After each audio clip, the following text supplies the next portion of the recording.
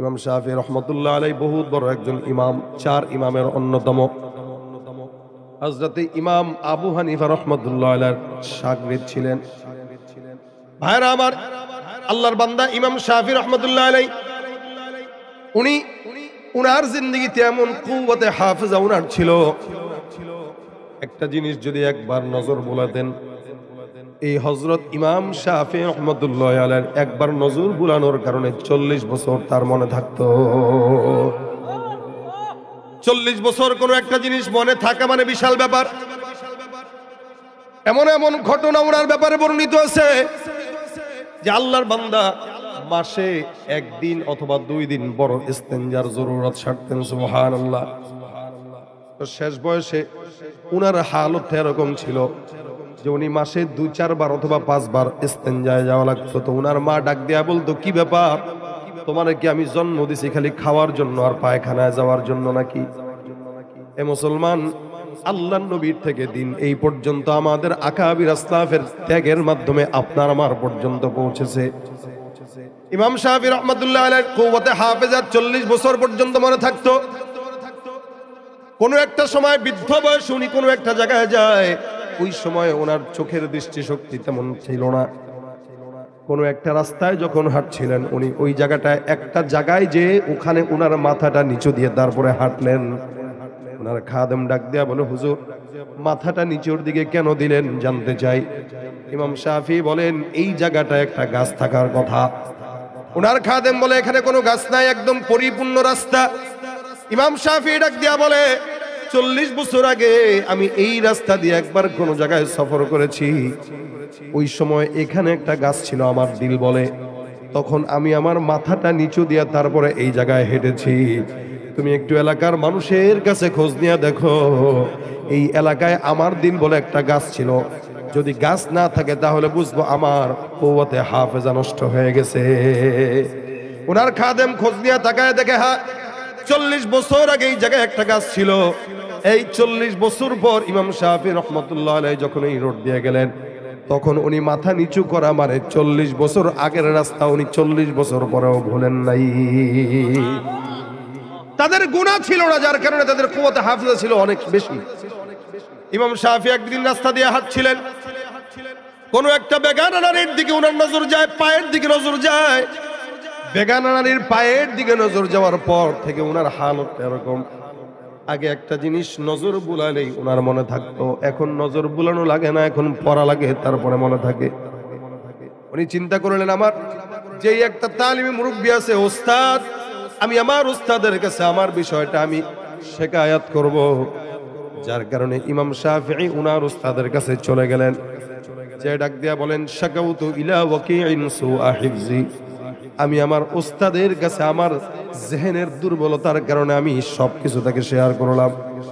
আমার উস্তাদের কাছে আমি এটা বলি নাই যে আমার মেয়ের দিকে নজর গেল, হঠাৎ করে চক্ষুটা মেয়ের না পায়ের দিকে পড়ে গেছে, আমি এই কথা বলি নাই। শুধু বললাম আমার কুওয়াতে হাফেজা দুর্বল হয়ে গেছে, কি করা যায় বলেন। আমার উস্তাদ আমার চেহারার দিকে তাকায়া, নজর দিয়া চোখের দিকে তাকায়া এক বাক্যে একটা কথা বললেন, ফাআউসানি ইলা তারকিল মাআসি। আমার উস্তাদ আমারে এক বাক্যে কথা বলে দিলেন, খবরদার গুনাহ থেকে নিজের হেফাজত করো। তারকে মাআসি প্রত্যেকটা তালিবুল ইলমদের জন্য প্রয়োজন। মনে রাখবেন, ইলম বেশি শিখার নাম কামিয়াবি নয়।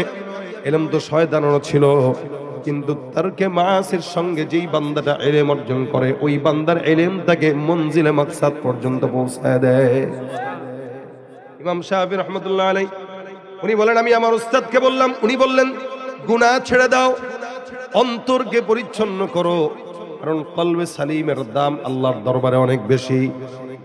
ইমাম শাফি রহমতুল্লাহ আলাইহি বলেন, আমার উস্তাদ তারপরে বললেন, ফাইনাল ইলমা নূরুম মিন ইলাহি ওয়া নূরুল্লাহি লা ইউতা লিআসি।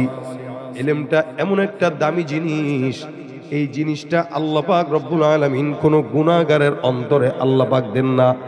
এটা শুধুমাত্র ওই অন্তরে আমার আল্লাহ ঢুকায় যেই অন্তর আল্লাহর ইলমের জন্য উপযুক্ত। সুবহানাল্লাহ বিহামদি।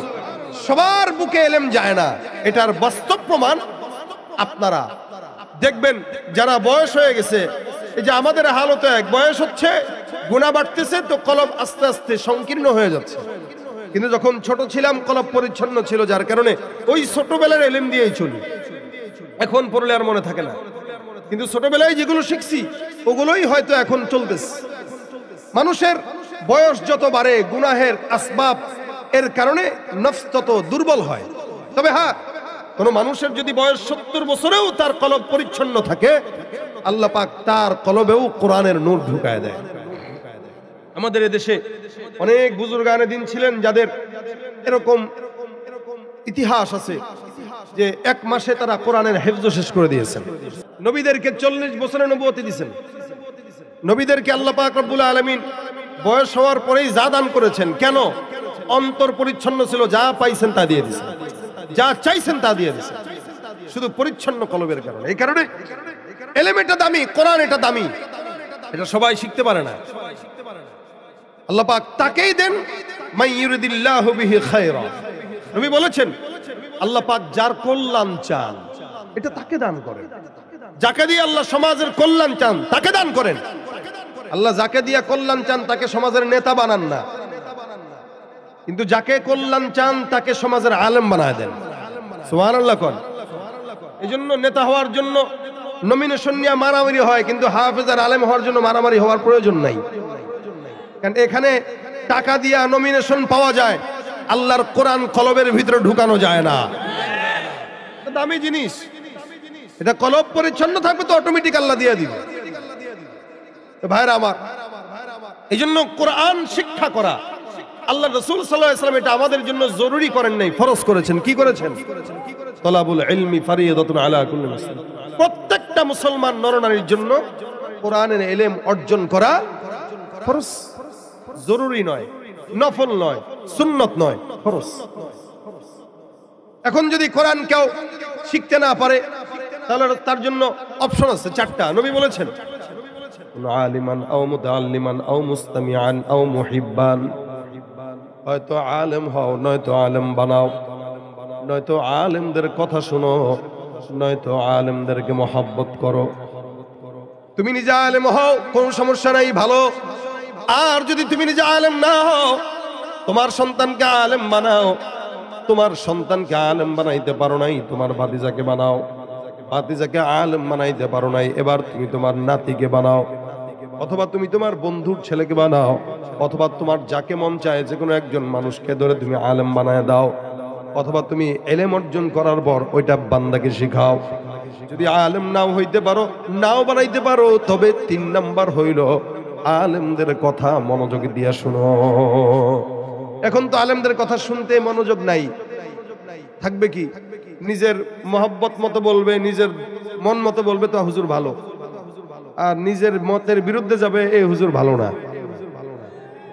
আও মুস্তামিআন, শুনতে হবে। কারণ আমি যেহেতু বুঝি না, আমি যেহেতু পারি না, তা আমি আলেমদেরটা শুনবো। আও মুহিব্বান, এবং মহব্বত করব। আলেমদের কথা শোনার পরে যদি নিজের কাছে ভালো নাও লাগে তবুও তাদেরকে মহব্বত করব। খবরদার 5 নাম্বার, আলেম বিদ্বেষী হওয়া যাবে। 4টা অপশনের যে কোনো একটা অপশন আপনি বেছে নেন। মহব্বত করে মাদ্রাসার সঙ্গে আপনি সময় জোড়ায় দেন, তাল্লুক রাখেন। হ্যাঁ, এই শাহ ওলিউল্লাহ মুহাদ্দিস দেহলভী রাহমাতুল্লাহ আলাইহি ওনার কাশফ ছিলেন, আমাদের আকাবিরদের কাশফ থাকতো, ওনারা দেখতেন, অন্তর্দৃষ্টি খোলা ছিল। আমাদের তো গুনাহের কারণে চোখের উপরে পর্দা, আমরা তো এই পর্দার আড়ালেই দেখি না। আর কলবের বিষয় ওটা কেমনে দেখবো?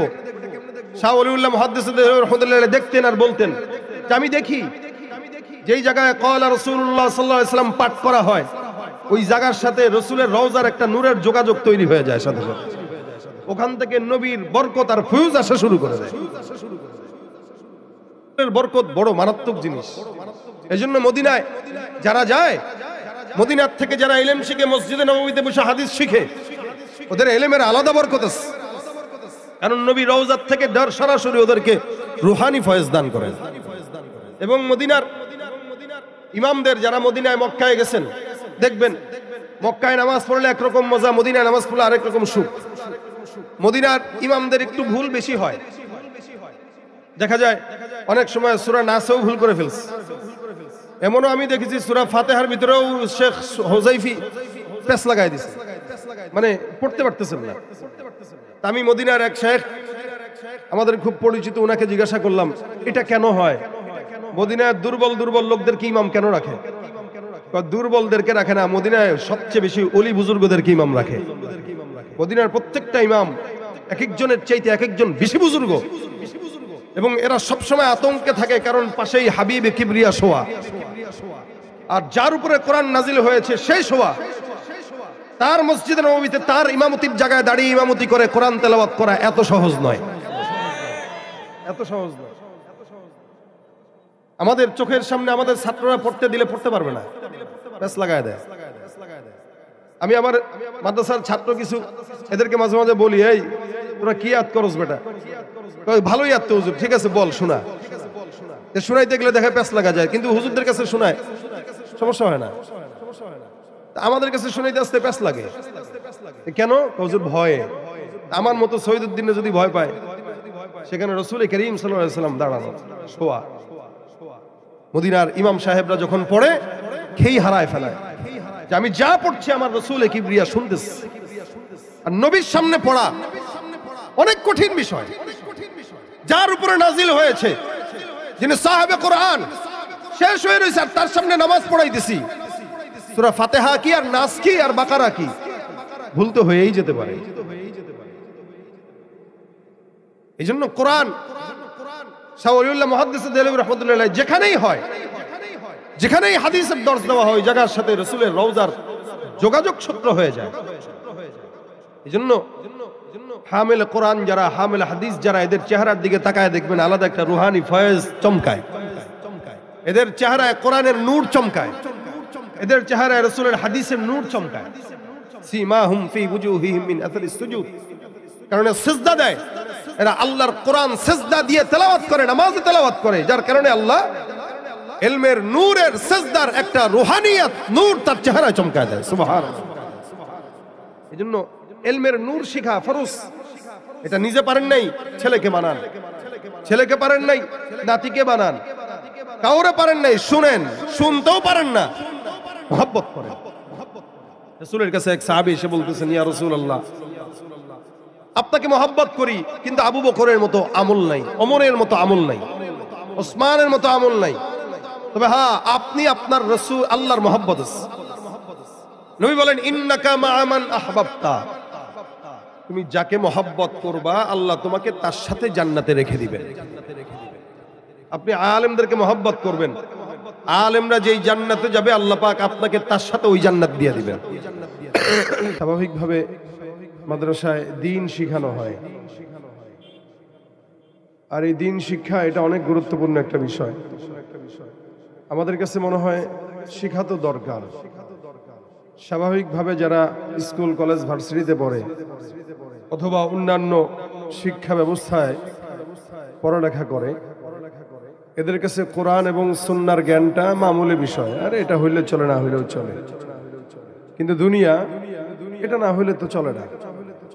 এই জন্য অনেকে এভাবেও বলে, আরে ভাই দুনিয়া যে বুঝলো না সে তো কিছুই বুঝলো না। কিন্তু দুনিয়া বুঝার চাইতে দিন বুঝা যে অত বেশি গুরুত্বপূর্ণ, এটা আমাদের মাথায় ধরে না। দুনিয়া শিখা এটা জরুরি বিষয়, দিন শিখা কোনো জরুরি বিষয় নয়।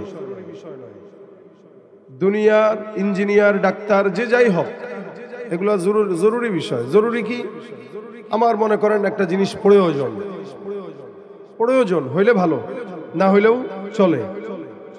প্রয়োজন হইলে ভালো, না হইলেও চলে, এটা হলো জরুরি। ডাক্তার হবেন জরুরি, ইঞ্জিনিয়ার হবেন জরুরি, বুদ্ধিজীবী হবেন জরুরি, আপনি যা শিক্ষা ব্যবস্থা বলেন দুনিয়াতে জরুরি। এটা কেউ হইলে ভালো, না হইলেও চলে। ডাক্তার আপনি না হইলে সমস্যা কি? আরো 10 জন তো আছে। ইঞ্জিনিয়ার আপনি না হইলে সমস্যা কি? 10 জন তো আছে।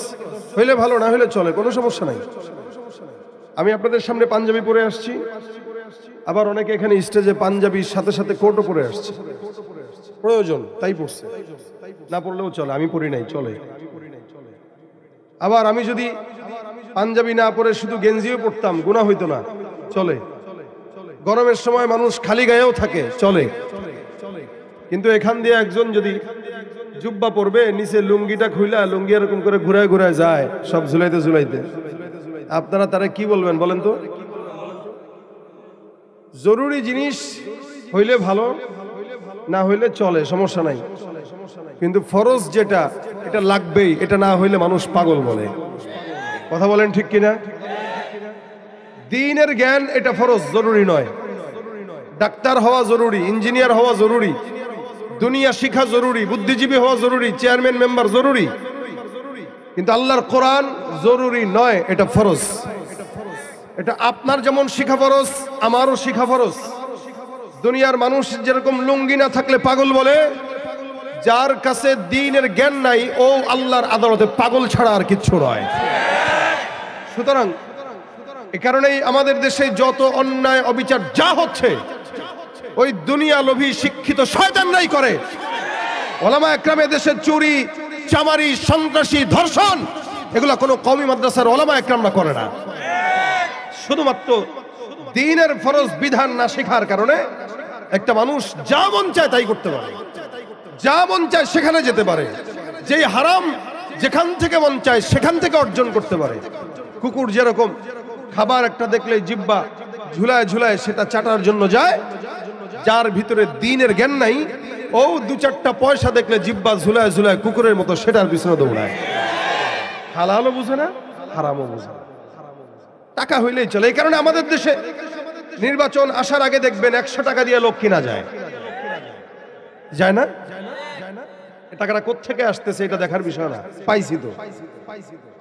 ভাই এত বেহায়া আমাদের দেশের মানুষ, একটা ছাগল কিনতেও 10,000 টাকা লাগে। কেউ লাগে নাই? একটা 10 কেজি ওজনের ছাগলের দাম মিনিমাম 15,000 টাকা আছে। কোরবানির সময় তো 20-30 হাজার টাকা দিয়ে একটা ছাগল খরিদ করা হয়। আচ্ছা বলেন, একটা ফার্মের মুরগি যদি 2 কেজির হয় তাও তো সেটার দাম 500 টাকা প্রায়। একটা দেশি মুরগির দাম যদি 2-2.5 কেজি হয়, এটার দাম আছে 1,000 টাকার বেশি। একটা মুরগির দাম কিনতে গেলেও 1,000 টাকা, হাঁসের দামও 1,000 টাকা, একটা ছাগলের দামও আছে 10,000 টাকা। কিন্তু এদেশের মূর্খ জনগণ এদেরকে কিনতে 100 টাকার বেশি লাগে না। কত বড় আহাম্মক! তাও সিরানোট, এই সিরানোট দিয়ে আমাদের দেশের জনগণরে কেনা যায়। সুতরাং দিন যদি আপনার ভিতরে থাকতো, আপনি আল্লাহর দেয়া জানে 100 টাকার বিনিময়ে কারো কাছে খরিদ করতে পারতেন না। কথা বলেন ঠিক কিনা? যাদের হাতে যায় ক্ষমতা, দেশ যেন বাপের ভিটা, রাখতেছে আর শুরু করে বিদেশিদের পাচাটা।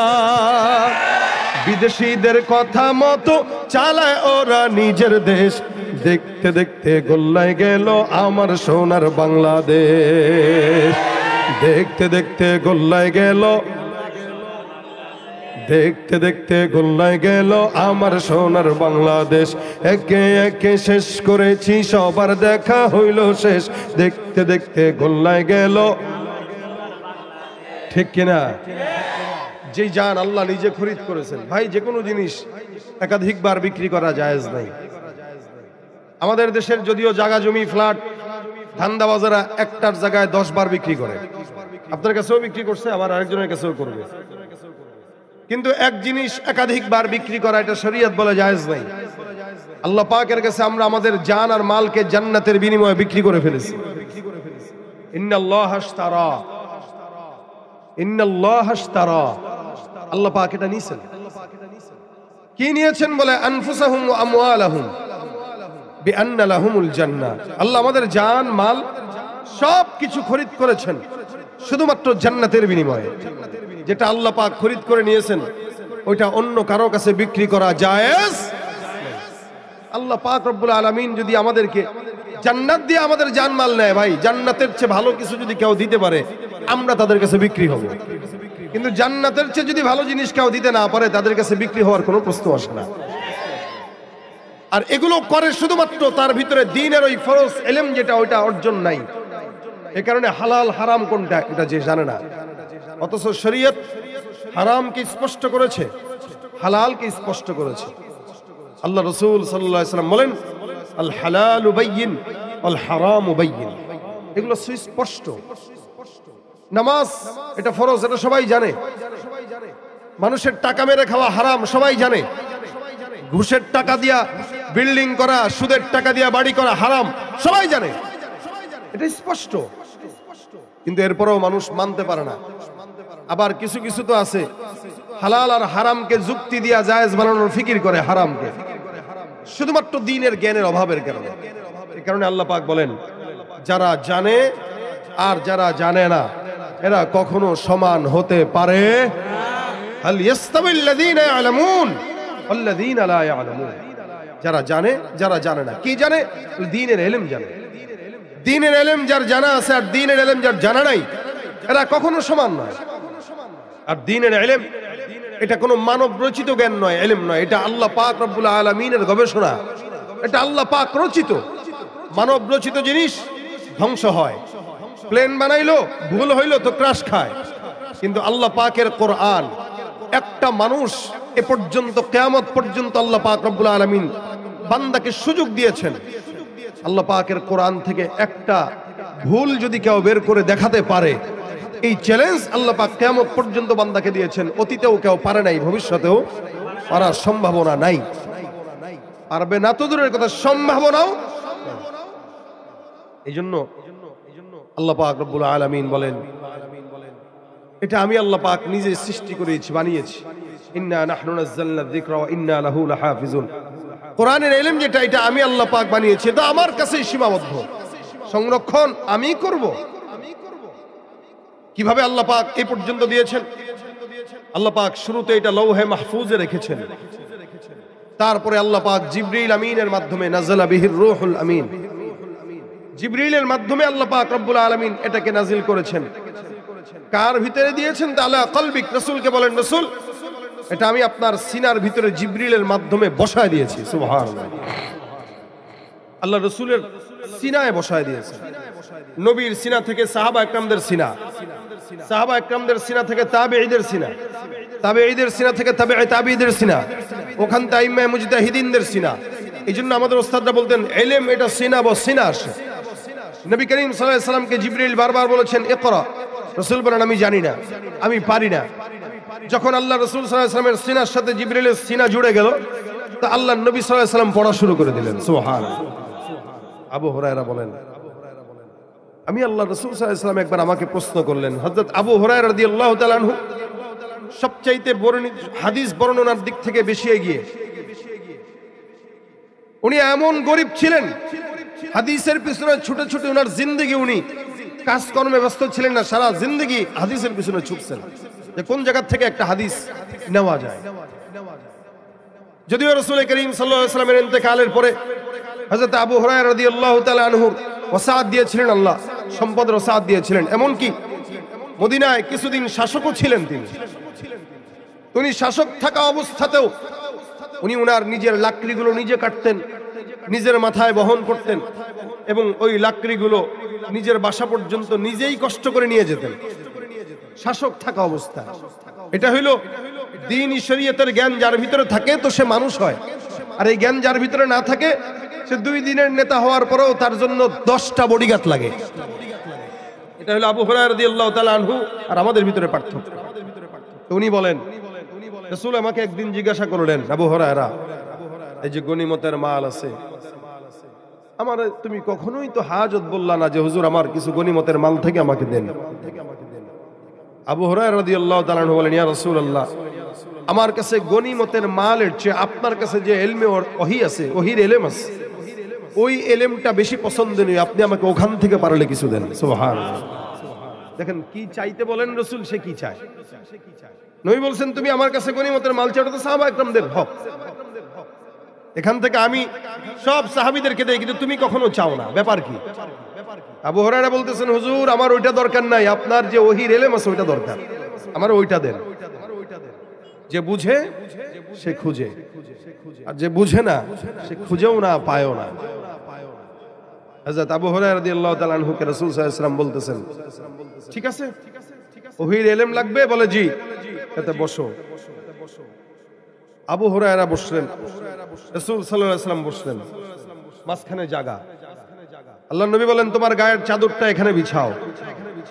নবী আর আবু হুরায়রার মাঝ বরাবর জায়গায় আবু হুরায়রা রাদিয়াল্লাহু তাআলা আনহুর গায়ের চাদরটা খুলে ওই জায়গায় বিছায় দিলেন। আবু হুরায়রা বলেন, আমার নজরে এখনো লেগে আছে যে ওই চাদরে উকুন হাঁটছিল। আল্লাহ রাসূল সাল্লাল্লাহু আলাইহি ওয়াসাল্লাম কি যেন পড়লেন, পড়ে ওই চাদরে কিছু একটা বললেন, ফু দিলেন বা পড়লেন বা কিছু করলেন। তারপর আমাকে বললেন, হ্যাঁ আবু হুরায়রা, এই চাদরটা উঠাও, এটাকে গোছাও, বুকে নাও, জড়ায় ধরো। রাসূল সাল্লাল্লাহু আলাইহি ওয়াসাল্লামের কথা অনুযায়ী আমি ওই চাদরটা উঠাইলাম, গোছায় তারপর আমি সেটাকে আমার বুকের সঙ্গে জোর করে চাপ দিয়ে ধরলাম। আল্লাহর কসম, সেদিনের পর থেকে আমি আবু হুরায়রা যে কোনো জিনিস একবার শুনতাম আমার আর কোনোদিন ভোলা লাগতো না।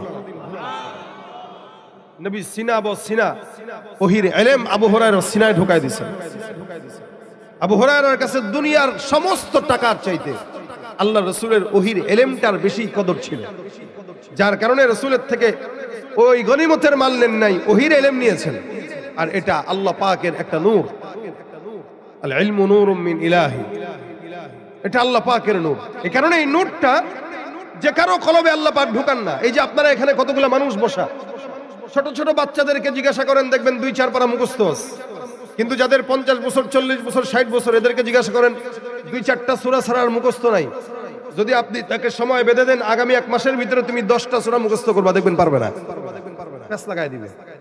কেন জানেন? আল ইলমু নূরুম মিন ইলাহি, ইলম আল্লাহর নূর। এটা পাপীর অন্তরে আল্লাহ পাক ঢুকায় না, এটা আল্লাহ পাক পরিচ্ছন্ন কলবের ভিতরে ঢুকায় দেয়। পরিচ্ছন্ন কলব ছাড়া আল্লাহ পাক অন্য কোন অন্তরে ইলমের নূর এটা ঢুকাবে না।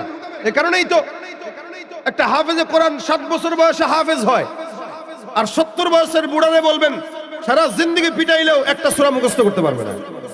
কেন? তার কলব ইলমের নূর নেওয়ার মতো পরিচ্ছন্ন নাই। কিন্তু 7 বছরের বাচ্চার কলব পরিপূর্ণ পরিচ্ছন্ন, যার কারণে যেটা পড়ে ওটাই আল্লাহ ঢুকায় দেয়।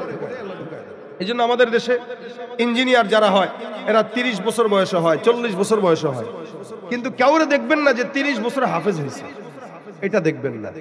এই মাদ্রাসার সব ছাত্রগুলা দেখবেন 10 থেকে 12 বছরের ভিতরে হাফেজ শেষ, 10 থেকে 12 বছরের ভিতরে হাফেজ শেষ। মানে হুজুরদের টার্গেটই থাকে মোটামুটি এই 10 থেকে 12 এর ভিতরে ওকে হাফেজ হইতে হবে। এমন এমন সন্তান আছে, আমার মাদ্রাসা একটা ছেলে ছিল গত বছর, ও 3 মাসে হাফেজ হয়েছে, ওর বয়স 6 বছর। কয় বছর? 6 বছর, 3 মাসে হাফেজ হয়েছে। আল্লাহর নূর, কলব যত পরিচ্ছন্ন আল্লাহ তত দ্রুত ঢুকায় দেয়। আমার ছেলেকে আপনারা অনেকে দেখেছেন, 8 বছর বয়স, 9 বছর চলতেছে, আলহামদুলিল্লাহ 9 পারা হয়ে গেছে। টার্গেট আছে যদি 11-12 এর ভিতরে হাফেজ হয়ে যায়, আশা করি আরো আগেও হতে পারে ইনশাআল্লাহ। প্রত্যেকটা বাচ্চা এদের 8 থেকে 10 বছরের ভিতরে হেফজখানার নিজামই হইলো 15 বছরের উপরে সন্তান নেয় না। কেন? তখন ওর নফস আস্তে আস্তে গুনাহের দিকে ধাবিত হইতে থাকে, যার কারণে 15, 16, 18, 20 বছরের ছেলে পেলেরা হাফেজও হইতে পারে না ঠিক মতো।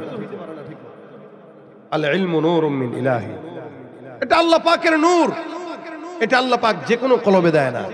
গুনাহগারের অন্তরে এটা আল্লাহ পাক ঢুকায় না।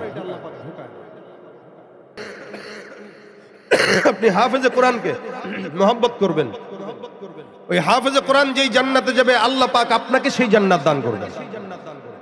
এখন বলেন হাফেজ আলেম সালেহিনরা কোন জান্নাতে যাবে? আল্লাহ রাসূল বলেন জান্নাতুল ফিরদাউসে যাবে।